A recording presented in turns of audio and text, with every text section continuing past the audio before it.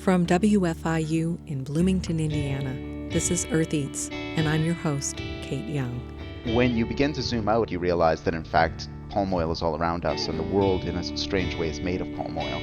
And indeed, we're all in a certain way made of palm oil, in the sense that we use it to reproduce our bodies and to clean our skin and to live the lives that we live in a globalized world.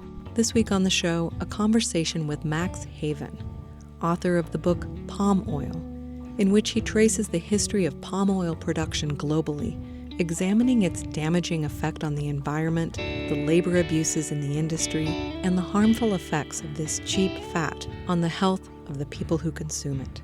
An exploration of what palm oil can tell us about our global economy, climate change, and who we are. That conversation is just ahead. Stay with us.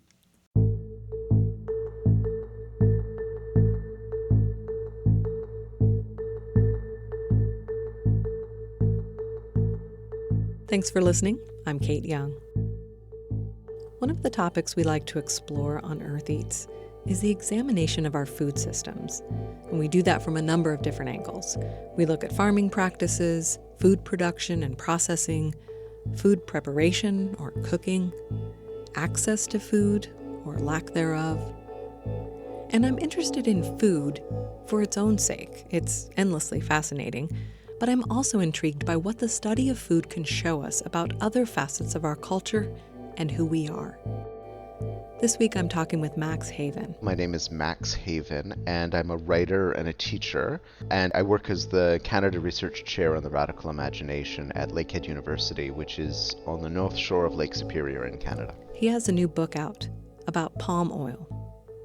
Palm oil is extracted from palm kernels, which obviously grow on palm trees.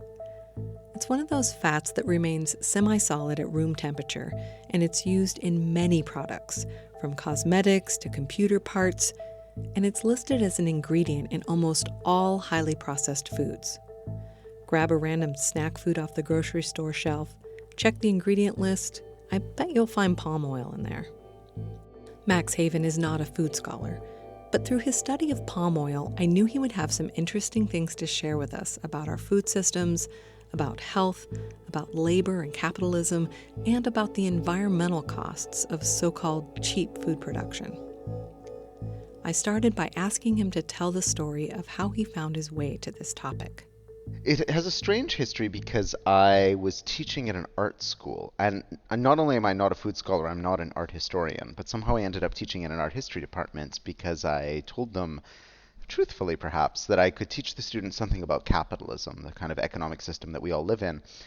And they hired me at the Nova Scotia College of Art and Design to teach students about material culture, which is the study of where things come from, how they work. You know, you can imagine for artists making crafts, they have an interest in where their stuff comes from. And I was looking for one commodity that in the design of my course could take us through the entire semester, where in each unit we could look at a different aspect of history or our contemporary world and unpack this one thing that was in everything. And through a kind of roundabout route, I came to palm oil. It started when I was studying how objects transform when they're brought into a museum. So I looked at the theft of what have been come to being called the Benin bronzes, which were stolen from the Edo Kingdom in West Africa at the end of the 19th century. And they ended up in the British Museum. And in the Edo Kingdom, they had a variety of uses, ceremonial and historical. When they came to the British Museum, they became kind of signifiers of the superiority of the British Empire as kind of war loot.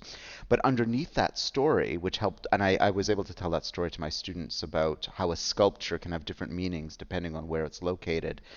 Underneath that story is the story of palm oil, because in fact the British invaded and destroyed the Edo Kingdom, not because they wanted these artworks, as beautiful as they are, but because they actually wanted to secure the palm oil production capacity of that kingdom. And it was part of a series of sort of wars in the later part of the 19th century of the British Empire and other empires to secure resources like palm oil. Right, and that story really shows up in the book. You really talk about also how that war was sold to the British people in terms of trying to confront human sacrifice Yeah, well, the 19th century in England was a scene of massive class war. You had the ruling class really putting the working class of England and the rest of the world under incredible pressure and constraint, really murderous conditions in factories. And as the 19th century progressed and workers' uprisings got more and more militant, the ruling class was essentially looking for ways to buy off or co-opt the working class in England. And one of the main ways they did that was through narratives of empire and racism. So you began to see the development of commodities, including soap and candles, both of which were made out of palm oil in the 19th century, and some of them are still made out of palm oil today, being sold to people as a kind of act that they could, by buying these commodities, they could help the British Empire rather than being in opposition to their bosses. Everyone could be on the same side, spreading what they, in the white supremacist imagination, imagined to be civilization to the world. And one of the key ways that this was presented was that, many African civilizations, including the Edo Kingdom, were practicing this so-called, barbaric act of human sacrifice, and that needed to be stamped out and eradicated. And it was said at the time that buying palm oil candles, buying soap made out of palm oil, would help introduce the spirit of what John Stuart Mill called gentle commerce to the African people and sort of slowly and subtly dissuade them from their so-called barbaric practices. But of course, what this erased was the fact that, as horrific and barbaric as indeed human sacrifice is, Europeans were also committing human sacrifice. They just did it through the sort of allegedly neutral economy or through empire itself. So, famously, the Edo Kingdom itself was put on the sacrificial altar in the name of empire. Millions of English workers lost their lives in factories or to malnutrition. Hundreds of thousands of sailors in the British Navy lost their lives. Women had a life expectancy in the late 19th century of 30 years at best in the working classes. So there was a kind of human sacrifice going on in Europe at this time, but somehow that you could sort of mystify that or displace it by pointing to the other in Africa and saying, oh, they're the ones who are committing these heinous acts of human sacrifice. Yeah, it's a interesting and compelling argument that you make throughout the book about human sacrifice and how it's carried out in contemporary culture as well.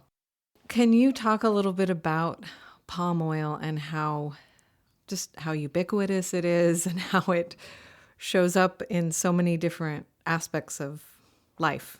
Well, I always think it's important to begin by saying that, palm oil has been harvested by humans for thousands and thousands of years, almost for most of those thousands of years exclusively in West Africa, where people have turned it into a great many things in a very sustainable way. Soaps, foodstuff, a substance that's used in religious ceremonies, many, many, many uses for manufacturing things. It was only when Europeans, following the abolition of the transatlantic slave trade, began to move inland and trade goods other than human flesh with African empires, that Europeans began to discover palm oil's incredible potential. And industrial chemists, mostly in Liverpool, began to develop different ways that it could be refined and used in a whole variety of things. So, as we were just discussing, early on it was used in candles and in soap, but it was also used in railway grease and the lubricants that were used during the Industrial Revolution. Since then, it's also taken on many other roles. It's a very easy to access source of glycerin, so it was used in nitroglycerin that was used in explosives, both for weapons but also for explosives for building roads and railways. It was used in the manufacture of tin cans. And really, most of those uses have passed by with the advent of petrochemicals, sort of later in the 19th century and early 20th century. But today, in fact, the use of palm oil is even more ubiquitous. It's really all around us and in a huge number of things. Some reliable estimates that are often quoted suggest that it's in 50% of all the products you would find in a supermarket.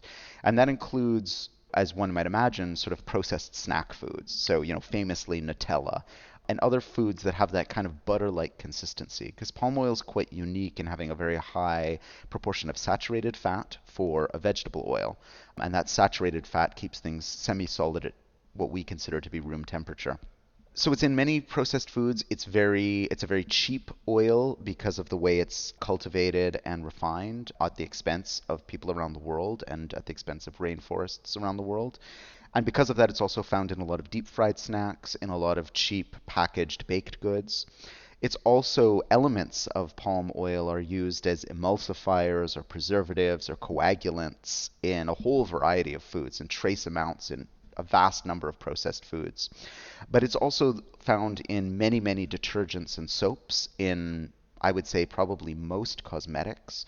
It's also often used in the manufacture of dyes. Sometimes it's used in the manufacture of paper. It has been used as an additive in the industrial processes for manufacturing electronics. And it's also more recently been adapted into an agrofuel. So it's basically converted into something, into ethanol that can be added to gasoline and diesel to try and improve the ecological profile of those fossil fuels. So when you begin to zoom out, as I try and do in the introduction to my book, you realize that in fact palm oil is all around us, and the world in a strange way is made of palm oil. And indeed, we're all in a certain way made of palm oil in the sense that we use it to reproduce our bodies and to clean our skin and to, live the lives that we live in a globalized world. Okay, so now that we know what we're made of, let's take a short break before returning to my conversation with Max Haiven about his book, Palm Oil. Stay with us.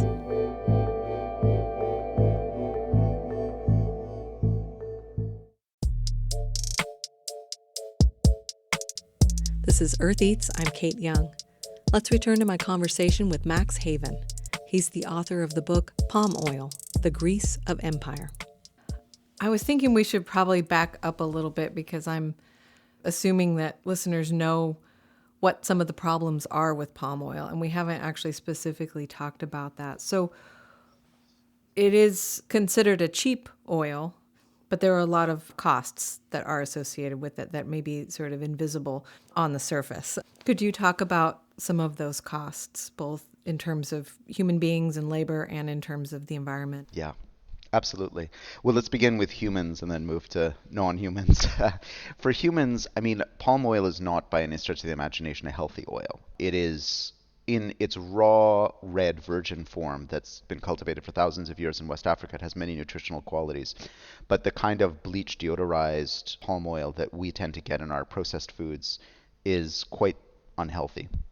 And that's, of course, unhealthy for consumers in the so-called sort of global north who are eating processed foods like Nutella or processed baked goods. But it's especially unhealthy for people in the global south for whom palm oil has become the cheapest oil that they can afford. So famously, the world's second single largest importer of palm oil is India, where it's used as vegetable ghee, as the staple cooking oil. And it's displaced the production of oil of local farmers so that now everyone, not everyone, but especially the poorest people in the country are reliant on this oil. And it's been a major contributing factor to a massive escalation in heart disease in India because it's partly that the oil itself has a high degree of saturated fats, which contribute negatively to heart health. It's also just that it's very cheap. And people adapt diets to the resources available. And when fat is one of the cheapest forms of calories, people take in a lot of it. So there's been a large rise in deep fried foods and processed foods. So these are maybe to speak to some of the effects on the human body of the oil. At the same time, though, that pales in comparison to the effects on workers. So beginning in the early 20th century, English and Dutch empires started moving production of palm oil plantations from Africa to Southeast Asia, specifically the countries that are now known as Indonesia and Malaysia. And following independence in both of those countries, the two rose as the kind of palm oil superpowers. Palm oil is also grown still in West Africa for export and in Latin America in many places. And in all of these places, it tends to attract landowners and taskmasters and entrepreneurs and plantation owners who are interested in exploiting labor as aggressively as they possibly can. So the history of palm oil production in Southeast Asia, for instance, in Indonesia and Malaysia, is the history of this kind of exploitation of one migrant workforce after another, whether they're internally migrants within those countries who've been displaced by civil war, or whether they're migrants brought from other countries who are denied civil and workers' rights. This leads to incredible levels of abuse up to this day that include debt bondage, the exposure of workers to chemicals in the fields, forms of sexual assault and abuse of workers, incredibly destructively low wages. It also includes the land grabbing of territories from indigenous groups and from peasants, and often includes plantation corporations or sort of local political middlemen who are often being bribed or paid off, fomenting or encouraging ethnic strife and strife between different groups of workers in order to make sure that they're fighting against one another and not organizing. There's been a rash of murders of trade union activists and journalists studying the palm plantation industry, both in Indonesia and Malaysia, but also increasingly in Brazil, in Colombia, in Guatemala, and elsewhere. So practically any kind of human rights abuse that you can imagine is occurring within the palm oil space. This is even the case. So, yeah, please. Yeah, it is a very labor intensive crop. And so for it to be cheap must mean that labor is not being paid or treated the way that they should be.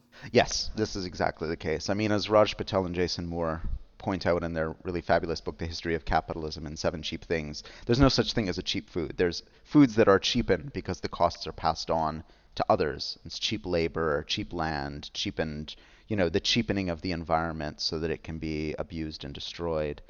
Yes, precisely. Its cheapness is borne on the backs of these workers. It's not the kind of crop that you can easily mechanize the harvest. Is that correct? Yeah, that's correct. It still requires a lot of human dexterity to cultivate the bunches of palm kernels, which can weigh up to 10 or 20 kilos sometimes, that are high up in a canopy.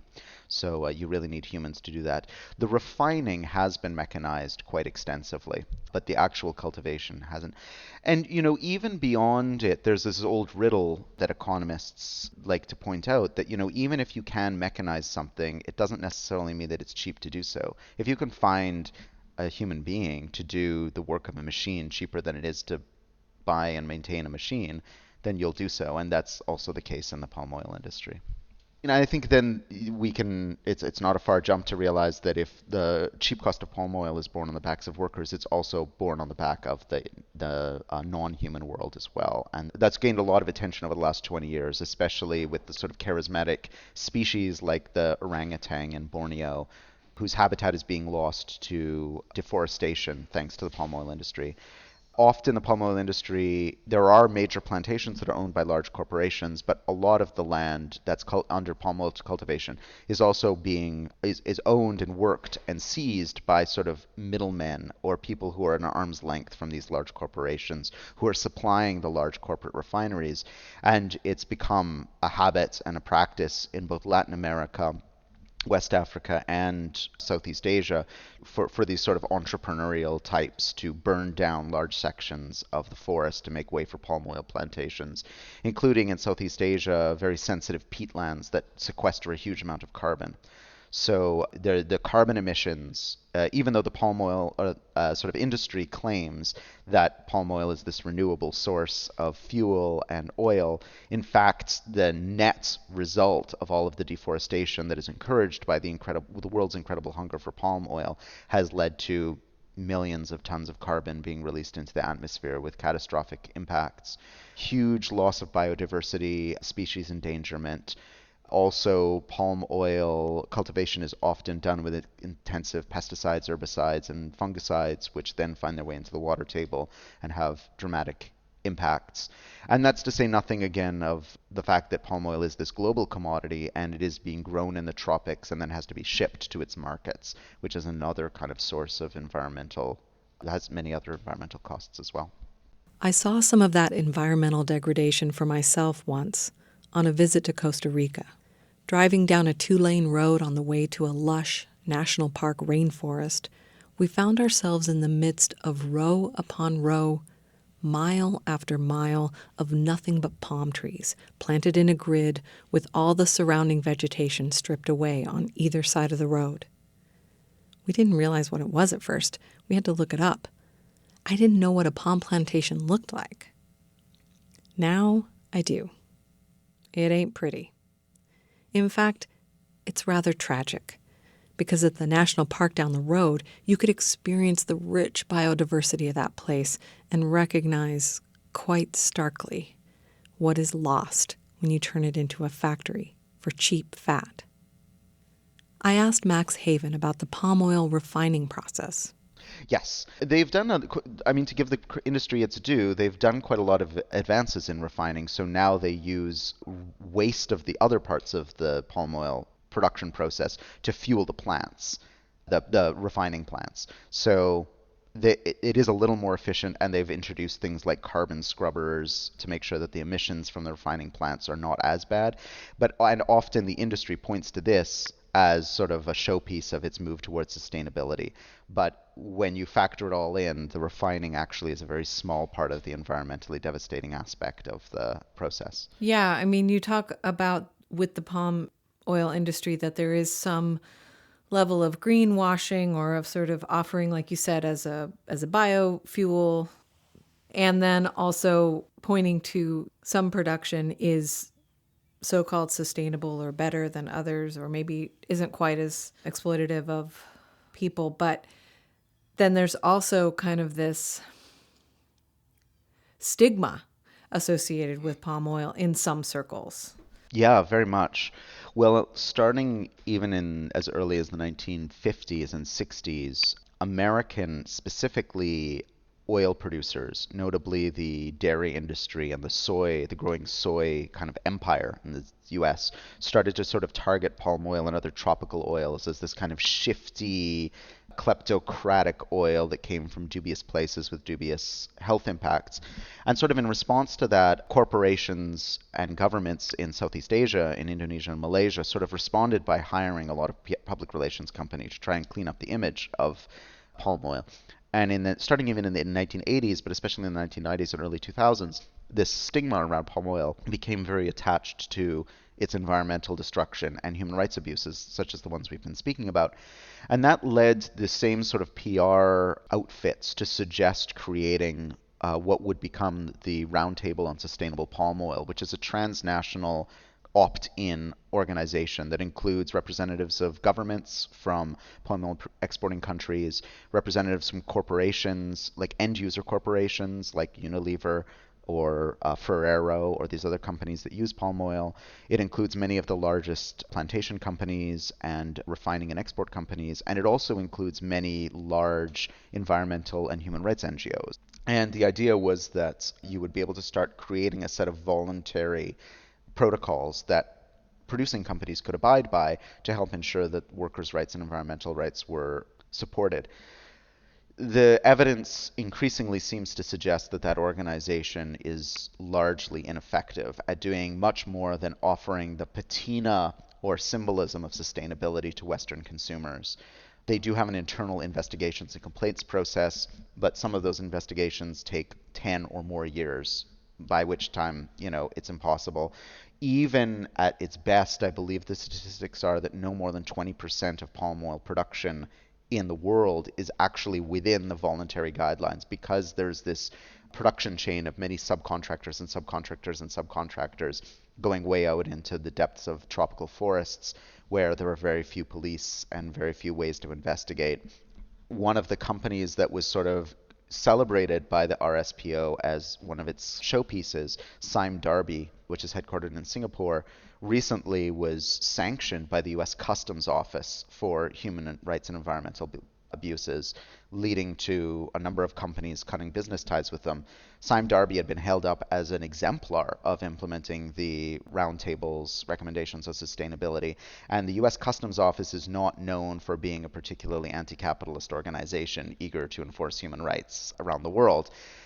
Some of that has to do with, again, going back to those sort of wars between different sectors of the global economy. The soybean industry is still very much the enemy of the palm oil industry, and they're very powerful. It's certainly within their power to lean on and influence the U.S. Customs Office, for instance, and other organizations.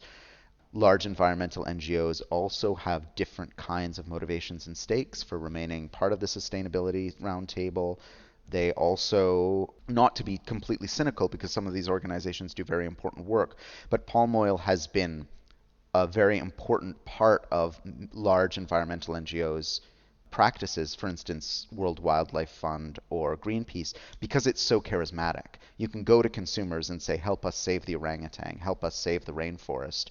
Don't buy these products which you know every day. That's a very easy thing for a environmental NGO to kind of sell, to use the cynical term, or promote to audiences, because everyone can recognize something that they like that's threatened and something that they associate with, which is these sort of commodities that they buy every day. It's much more abstract to say something like, we need to stop the acidification of the ocean by fighting for the regulation C36F at the European Commission or something like that. So palm oil also, there's some incentive there for environmental NGOs to also really focus on it. And part of that's important, but part of that also means that a lot of the nuance of the story gets lost. Yeah, I hadn't really realized the part about what you said about the soybean and corn oil industries, talking about palm oil as this kind of shifty, foreign thing, as opposed to this wholesome Midwestern, completely harmless agriculture that, I'm surrounded with here in Indiana. So, Yes, of course, yeah. Yeah. But this in some ways goes back to that same pattern that we saw with the way that the in like British capitalism at the end of the 19th century said, don't look at the way that we're treating our workers in the factory. Look at these poor Africans over in Africa who are need to be saved by our green consumerism. What's lacking in both cases is a kind of holistic sense of this system that we're all entangled with, and that we only have the power to change if we work together transnationally. one of the things that I found really refreshing throughout the book is that, you acknowledge the way that we're all complicit in this. We can't avoid participating in the global market of palm oil. And, often the response when we learn about atrocities associated with a product, or we learn about the effects of the product on climate change, is to vow to avoid the item, and the kind of vote with your dollar approach. But you don't really take that path. And I was wondering if you could talk about what we miss or what we get wrong when we have that kind of response. Yeah. Well, I guess I always want to start with this question by saying that I think our desire to vote with our dollars and to participate in boycotts or to think through consumer activism comes from a very earnest, good place. And it's easy to become cynical and say, well, it doesn't work or it's problematic, so therefore we shouldn't do it. And that's definitely not what I want readers to take away. I want them to take away a sense that actually much more is possible if we just challenge ourselves to imagine a little bit more broadly. So to maybe go into that in a moment, I mean, we just spoke a moment ago about the kind of the equivalent of like green or ethical consumerism in the 19th century, where these, white consumers imagined that they were doing great benefit for people they understood to be more poor and more needy than them in Africa by buying palm oil, candles, and soap. But in fact, this perpetuated an industry that was destroying African civilizations and leading to incredible forms of exploitation, including notably by Lever, the parent, the entrepreneur and parent of Unilever, the brand that today is one of the largest consumers of palm oil and produces many of our most favored cosmetics to this day, who opened up extremely exploitative plantations for oil palms in what's now Congo and other places in West Africa. So we have to look at the history of this kind of idea of green consumerism or ethical consumerism to recognize that sometimes when we do something we think is good without necessarily doing research or acting collectively or thinking holistically, we can actually be contributing to very problematic systems. I mean, the second thing to simply say about that idea that we should vote with our wallets is that it in some way cheapens the notion of democracy, because of course those with bigger wallets have more votes, and that's not how democracies are supposed to work. And we live in a world of deepening inequalities, so that those with, we have a tiny handful of very rich billionaires and multimillionaires who are controlling a huge lion's share of the world's wealth. And those inequalities are incredibly well represented, horrifically, in the palm oil industry, where in the production you have a handful of extremely rich investors who own large plantation corporations and refining corporations, and then legions, millions and millions of people struggling to get by on the equivalent of mere dollars a day working in these fields or being forced in other ways to work for the palm oil industry. So if we think about voting with our wallets, we're looking at a system just in the palm oil industry alone where the people who run that industry have way more votes than everyone. And if we were just to take a vote with their dollars just now, the system would continue, even though it would be millions of people suffering and only a handful benefiting. Beyond that, though, I think that there's something that happens to our imaginations when we limit ourselves to thinking about our agency in the world purely in terms of what can I buy or not buy. What I want readers to get from this book in some way is that palm oil can show us how deeply entangled we all are on this planet. You know, all of us are using palm oil. We are connected through palm oil to the people who grow it, to the people who cut down the rainforests to make space for it. We're connected to those other species, those non-human species that are being displaced or disrupted by the spread of palm oil plantations. And if we think about that, then we realize that actually we are already collectively making certain choices as a species, as a human species, about how we're going to use land and transform the world together. We could make different choices, but our scope of action simply as individuals is very, very limited. So you and I, we could choose to try and avoid palm oil, but in the first place, that's not going to actually make a huge amount of difference. In the second place, we might actually be investing our time and energy in things that could be possibly more destructive. Many of palm oil's alternatives are equally terrible for the environment. Soybean oil, for instance, corn oil, fossil fuels. They all have negative impacts. The only way we're going to overcome and meet these challenges is if we develop some sort of political agency together to think through how could we transform the world together, not just through our individual consumer choices, but through social movements, through electing and supporting different forms of government, through organizing our lives differently. Because ultimately, to overcome the world that we've created with palm oil and the world that palm oil has created, we need to change a lot of our habits. We need to move away from combustion engines, for instance, that are using agrofuels. We need to move away from the idea that oil and cooking oil should be cheap, that food should be artificially cheap for many of us. We need to move back to ways of relocalizing agricultural production of oils and other commodities. We need to think again about how we organize global trade.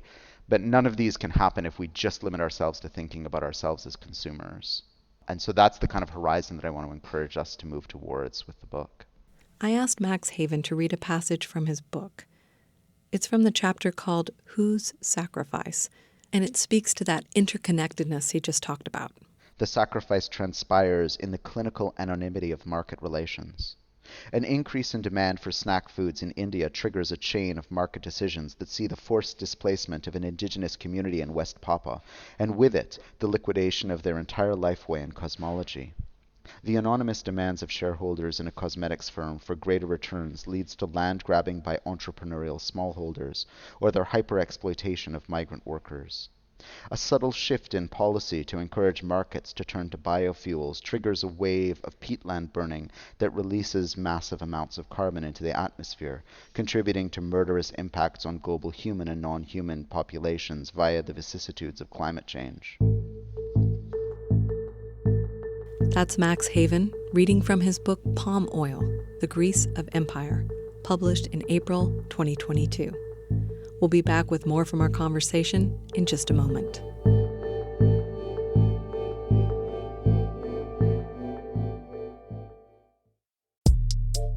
Kate Young here. This is Earth Eats, and my guest is Max Haiven, author of the book Palm Oil, The Grease of Empire.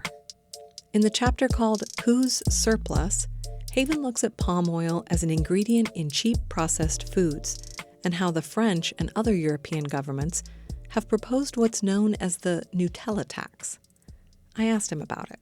The idea was to artificially raise the price of these commodities to discourage consumption, often in the name of environmental and human rights protections in palm oil producing countries, but also because of a growing recognition of the sort of ill effects on people's health of consuming large amounts of processed foods with high concentrations of palm oil and other oils of that sort. Yeah, and you point out that what measures like that really miss is the complex relationship between fat and poverty. The problem with, to go back to the problem with the sort of green consumerism aspect of it, is it presumes that you as a consumer have enough money or have enough time to educate yourself on making ethical purchases.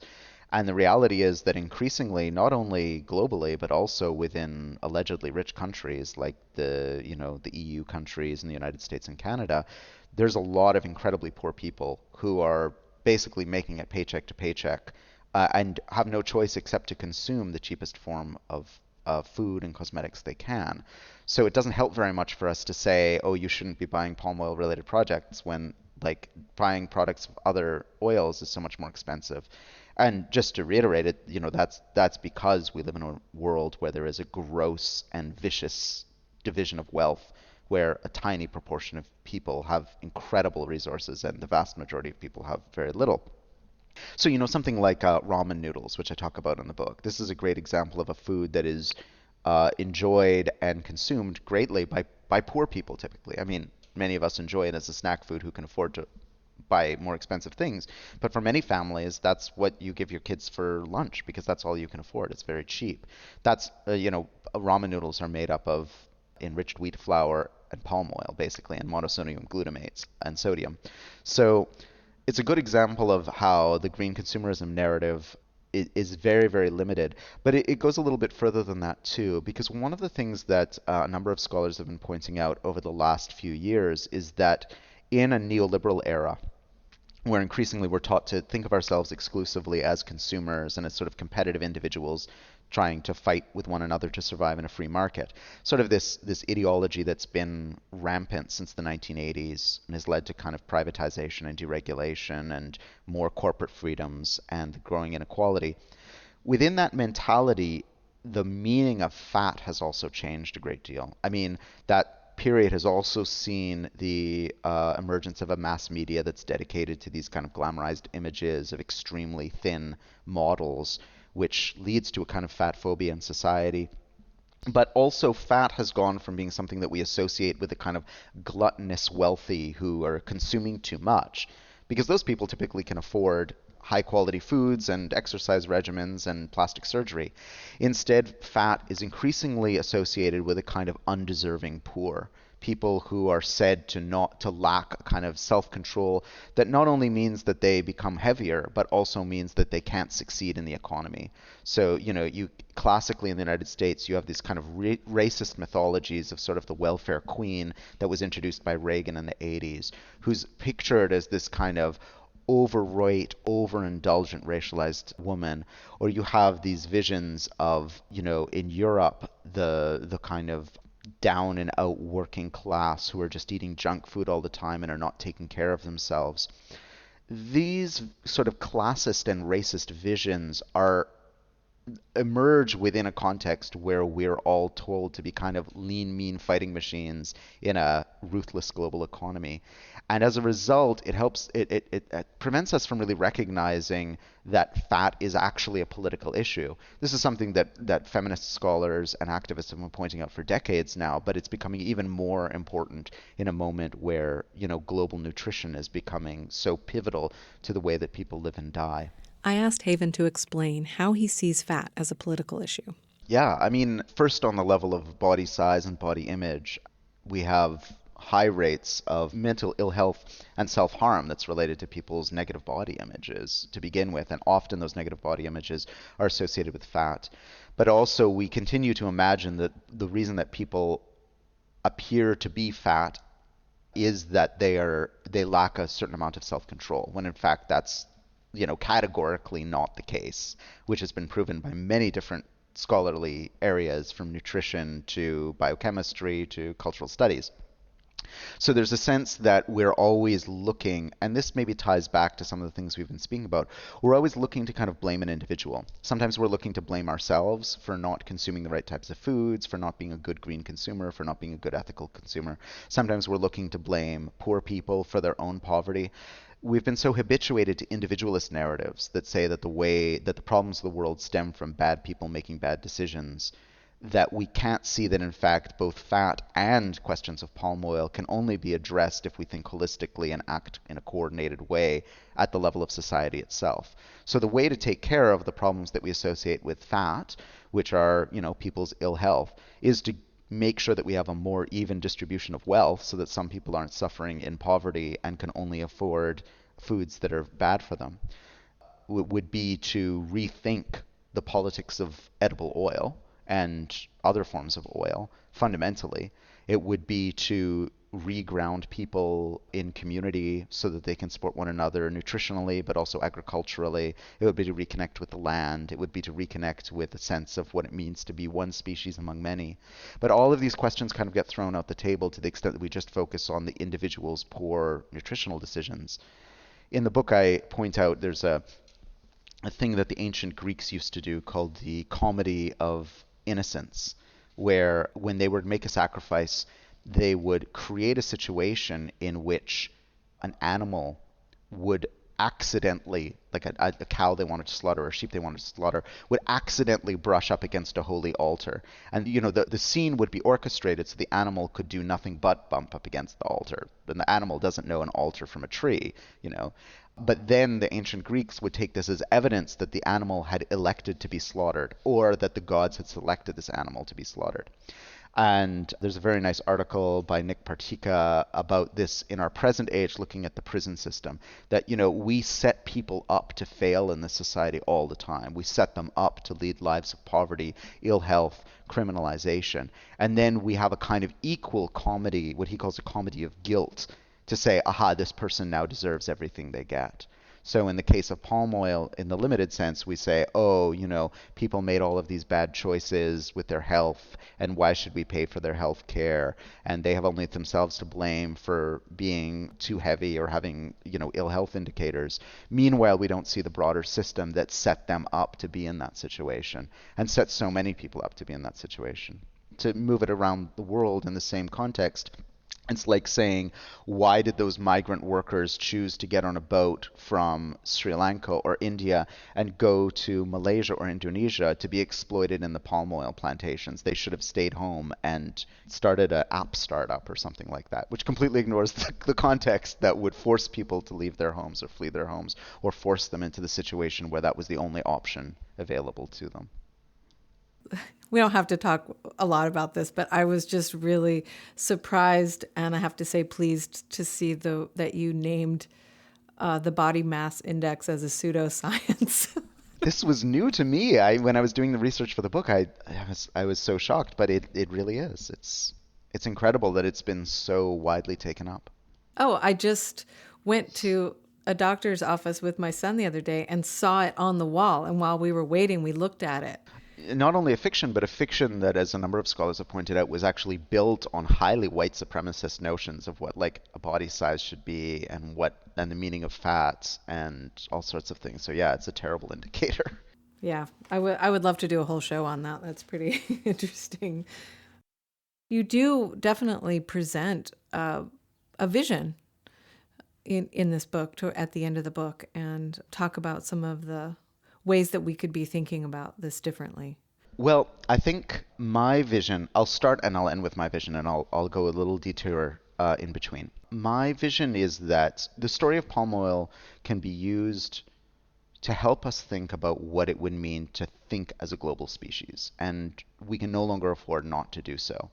We're a species that, in the interests of the continued power and influence of a ruling class, has been divided against itself, with each, nation and many ethnicities within each nation competing to avoid the worst effects of a crisis of a system that we're caught up in. And we need to kind of get off that train. And that task is huge. I mean, we're billions of people, and we need to somehow coordinate a fair and just and sustainable system, but we do need to do it very soon. And my argument in the book is that in order to do that, we need to be able to tell different stories about the world that we live in, and different stories about who we are. And I think those stories include a full accounting of our entanglement with other forms of life, including the plants that produce palm oil, and our impacts on not only orangutans and the forests of Indonesia or Malaysia or Brazil, but also all the forms of life in those places as well. And it also inquires consideration of how we want to live together and what we're willing to sacrifice and what we would gain from really fundamentally and in a revolutionary way transforming the way we live. I'll come back to that in a minute. I want to say first that I'm not actually an expert on palm oil. I'm an anti-capitalist, cultural, and social critic. And I use palm oil as a way of getting at this thing which interests me, which is how do we tell a story as a global species about ourselves. I think the first step with the palm oil situation is we should probably be listening to the people who know best. And there's two types of people that I think we really need to listen to. I mean, one of them are indigenous organizers, working people's organizers, and community members in areas that are affected by palm oil. These people have an in-depth understanding of not only what the palm oil industry does and how we could protect workers and environmental rights. They also have a very different vision of what the world could look like. So I think those are the people we need to listen to first. The other thing is, over the last 50 years, lots of people have sounded the alarm about this industry and what it does to people on the planet. Those people have been at times bullied and intimidated by the industry, at times simply ignored. If we just listen to the people who have categorical expertise on this, a lot would greatly improve. The problem is that often when regulatory bodies in the global north look for experts, they're given experts who work for the industry, or they're under a huge amount of pressure from the industry and also from the companies that buy palm oil. So essentially, it's like climate change. The vast majority of experts are like, we need to wind this industry down and fundamentally transform it. But a small number of experts who have very specific vested interests are being listened to instead. There is this organization that you talk about, or a proposal called Just Transition. Yeah. So Just Transition is an effort by a group of scholars and activists and NGO workers who work extensively with indigenous groups and workers' organizations and communities, mostly in Southeast Asia, but also elsewhere.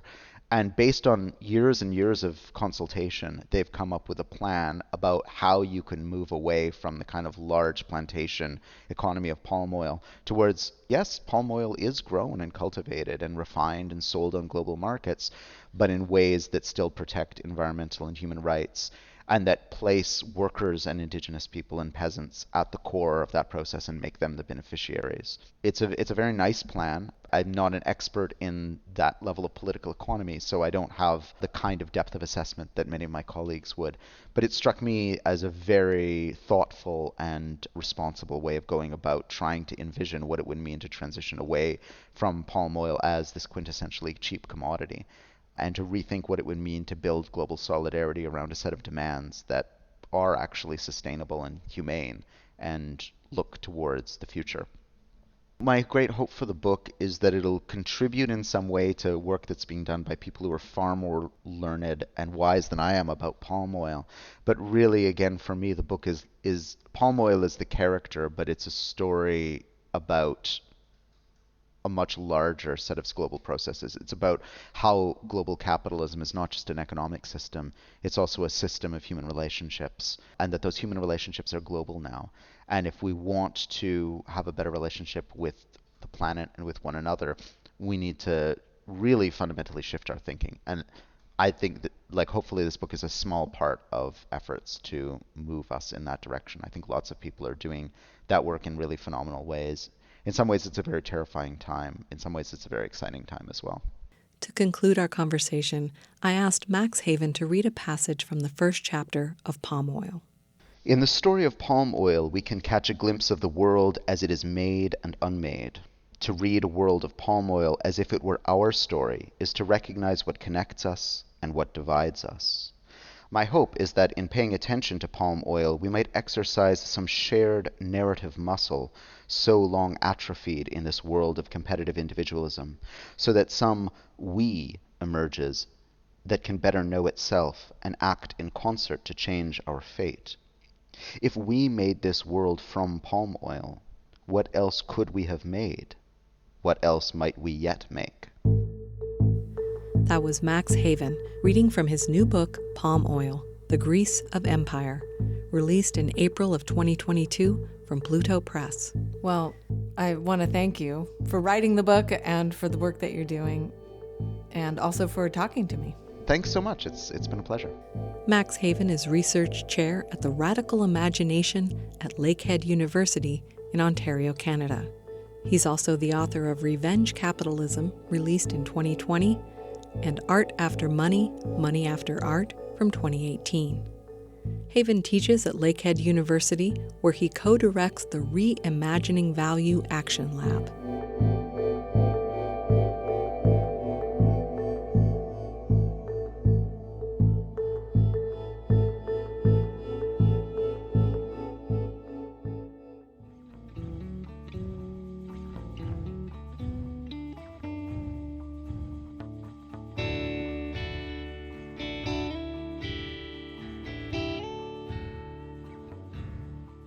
The Earth Eats team includes Eobon Binder, Alexis Carvajal, Alex Chambers, Mark Chilla, Toby Foster, Daniela Richardson, Samantha Schemenauer, Peyton Whaley, and Harvest Public Media. Earth Eats is produced and edited by me, Kate Young. Our theme music is composed by Aaron Toby and performed by Aaron and Matt Toby. Additional music on the show comes to us from Universal Production Music.